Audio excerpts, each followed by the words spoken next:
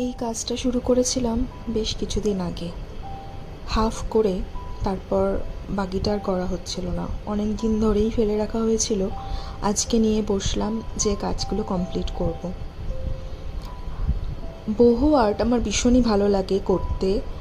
আর আমি বহু আর্ট যেটা এখন করছি, যে ডিজাইনটা, এটা হচ্ছে সব থেকে ইজি।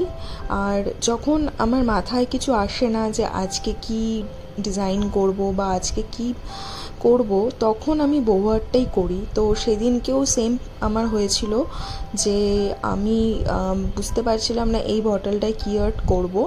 তখন মনে হলো যে আমি বহু আর্টটাই করি এবং এই ডিজাইনটাই করি।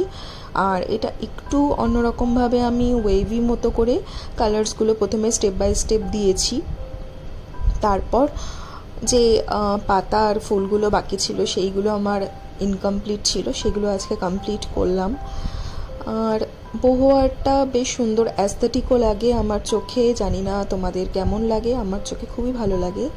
তবে এই বটলটা আমি সেরকমভাবে ফুটিয়ে তুলতে পারিনি আমার কাছে।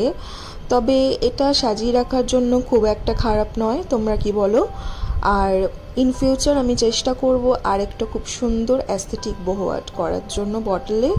আজকের মতো আসছি। আর আজকের বহু আর্টটা যদি তোমার